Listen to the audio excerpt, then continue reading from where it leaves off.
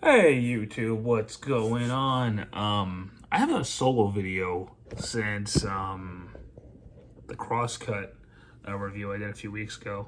Which wasn't really a solo video because that was Dan's review, but it's the last figure review I did. Last video I did that wasn't a vlog video game video. So Happy New Year. Forgive that I've been I mentioned in my Spider-Man video that I was actually quite I got really sick over New Year's, and I'm just sort of now recovering. It's been a long year so far, but I want to do my top 10 video games of 2022, and then I'm also gonna do my top 5 favorite figures of 2022. So without further ado, let's go ahead and get started. Hope you all had great holidays, great New Year, blah blah blah blah. So we're gonna start at number 10, which is for me, Bayonetta 3. Still a solid action game. It's not as good as 1 or 2. I think it's the weakest of the 3. But it's still quite a fun game, especially if you're a fan of Platinum Games and their whole style. It's pretty good. Story is nonsensical, but that's just Bayonetta at this point. Number 9 for me was Pokemon Legends Arceus. I enjoyed it for the most part. I did get bored of it after a while, I won't lie. But the foundations for a solid Pokemon game are there. And I did enjoy it for the most part. So, there you go. Number 8 for me was Ghostwire Tokyo. Surprise for me. I didn't expect this to actually be any good. I picked it up on a whim, and I actually really liked it. If you're into ghosts and that kind of stuff, it's not a horror game. It's really an action game. It just happens to have ghosts in it, but it's really cool. At number 7, we got Pokemon Scarlet. I was avoiding this game like the plague. Won't lie to you, but I got it for Christmas, and it's actually quite fun. I actually like it quite a bit more than Legends Arceus, and I thought it was really cool. And it's not like perfect, but it's fun. Number 6 for me was Kirby and the Forgotten Land. Kirby and the Forgotten Land was awesome. I've never been like a huge Kirby guy, but this game is great. If you have any interest in Kirby at all, give this one a shot, trust me.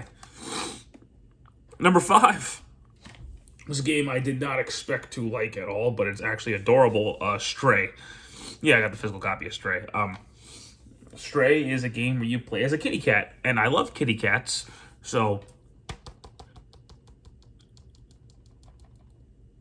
definitely get it. Number 4 is a game that people liked a lot, and probably more than I did, but I can acknowledge that it's a very well-made game. It's just not personally for me, and that is Elden Ring. I'm not a Soulsborne guy. I'm not, but it's a very good game. It's a great game. It's very difficult, but it's good. Most people love this game. I think it's good. Number 3 for me was something that should have happened about 15 years ago. Crisis Core Final Fantasy VII Reunion. Fantastic remaster make, or it's a remake slash remaster. I don't know the word to use, but this completely invalidates the PSP version. It's now on everything. So if you're a fan of Final Fantasy, especially if you're a fan of Final Fantasy VII Remake, definitely give this one a shot. Number 2 for me, I loved this game so much, Sonic Frontiers. I thought this was going to be number 1 for me because I really liked it. If you're a Sonic fan, you need to play it.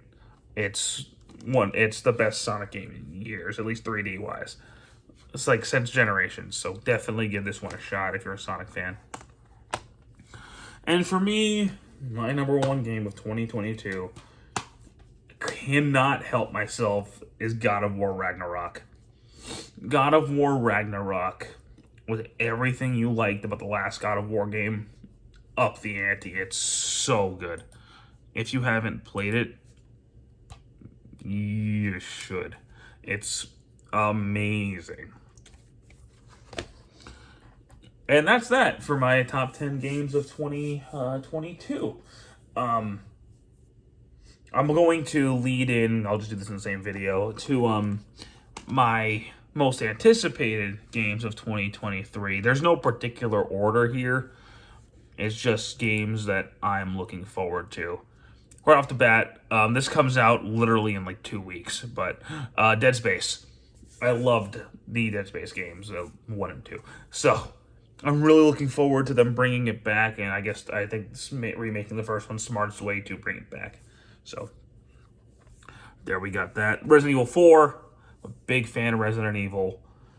4 was always my favorite until the remake of 2. So remaking 4, it's probably gonna be my favorite game in the series again.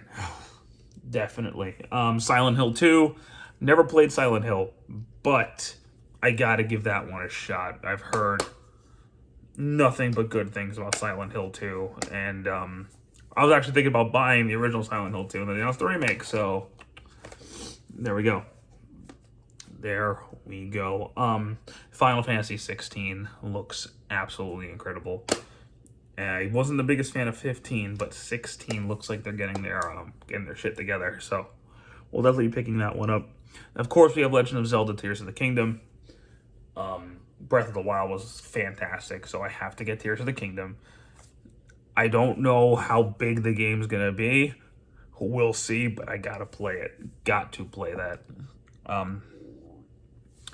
These next two are definitely 1 and 2, though. There's no getting around it. So we got Spider-Man 2 coming out, and I cannot wait for Spider-Man 2. I was a huge fan of both Spider-Man and Miles Morales. And now we got Venom coming in. Sign me up. And then my number 1, this comes out at the end of the year, allegedly. Watch it get delayed after this video. Final Fantasy VII Rebirth. I can't wait. Part 1 was amazing. So I need Rebirth, and I need it now. So there you go, my top 10 games of the year and my most anticipated games of 2023, all in one video. Look at me go. I hope you guys enjoyed. Stick around for more. I'm going to do a top 5 figures of the year, and we'll go from there. Have a good one, guys. Take care.